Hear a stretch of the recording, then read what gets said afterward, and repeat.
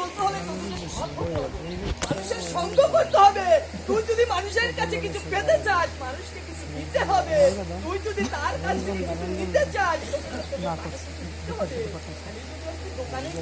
দোকানিকে বলি, দোকানি আমাকে কিছু পণ্য দিবে, আমি যদি তাকে পয়সা দেবে সে আমাকে পণ্য দিবে। ওমা আমি যদি তাকে পয়সা দেই সে তো আমাকে পণ্য দিবে, তাই না? আমি যদি এই ভক্ত মাঝে হরি কথা কৃষ্ণ কথা বলতে পারি, তবে যে আমার ভক্তের চরণ ধরে আমার অঙ্গে মারতে হবে। তাই ওই সুব্রত মন্ডল সুজনের চরণে আমার অনন্ত কোটি প্রণাম। যার ভালোবাসায় আমার দাদা আমার এই জীবন চলার পথে যে সাহস জুগিয়েছে, আমি তো জানতাম না কিভাবে আলোচনা করতে হয়।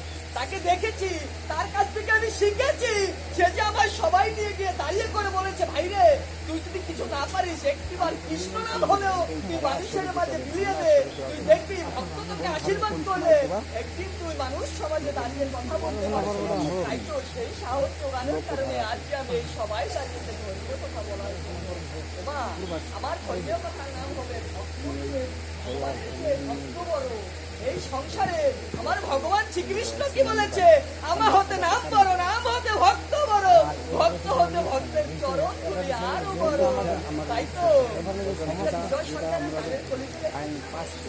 নামের রুচি জীবে দয়া বৈষ্ণব সঙ্গ সার, এমন ভাগ্য যার হয়েছে সেই ভাগ্যবান। কোন নামে রুচি আছে মা?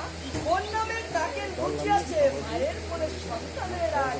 মা যখন শিশুকে ডাকে, বাবারে তুই একটিবার আমার পক্ষে আয়, ওই সন্তান যেটাই থাক না কেন মায়ের পক্ষে ছুটে আসে। তেমনি আমার এই নয়ন জল ছড়িয়ে যদি আমার ভগবানকে ডাকতে পারি, আমার ভগবানকে দূরে থাকতে পারবে না, সে যে আমার কাছে এসে ধরা দেবে। তাই তো ভগবান চাই না, চাই শুধু ভক্তের নয়ন চলায় এই কৃষ্ণ নামে বলি যদি আমি দাঁড়ে দাঁড়ে মিলিয়ে দেই, তবে সদা যেন আমি কৃষ্ণ নামে ভেসে বেড়াই। তাই তো শিবের দয়া বৈষ্ণব সংসার স্বামী বিবেকানন্দের বাড়িতে আছে, শিবের প্রেম করে সেই জন সেবে ঈশ্বর। ওমা জগতের প্রধানকে মানুষ, আমি যদি ভক্ত সঙ্গ কৃষ্ণ সঙ্গ সাধু সঙ্গ করতে পারি, তবে যে আমার এই মানব জন্ম ধন্য হবে। মানুষের কাছে পেতে চাই,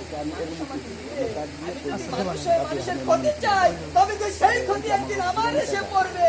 তুমি যদি অন্যের ঘরে ঢুকা দাও, সেই কেননা আমার যে বুদ্ধি, আমার যে জ্ঞান, আমার যে ধারণা, এগুলো যদি আমি ভালো কাজে দিতে পারি, তবে যে আমার জীবনে ভালো কিছু আসবে। আমি যদি ভালোবাসা, আদর, স্নেহ, মমতাই যদি একটি মানুষকে কাছে রাখি, সে আমার কাছে আসতে বাধ্য হবে। আর আমি যদি তাকে অন্য সুরে রাখি, তুই আমার কাছে আয়, সে কি কখনো আসবে? আসবে না। ভালোবাসার মধুর বাণীতে তাকে আমার কাছে আসতে হবে। এমনি করে আমার ভগবান শ্রীকৃষ্ণের নাম যদি আমি লইতে চাই, আমার এই নয়ন জলে ধরিয়ে যেন আমি কৃষ্ণ কৃষ্ণ বলে আমার এই জীবন ত্যাজিত হয়ে যায়।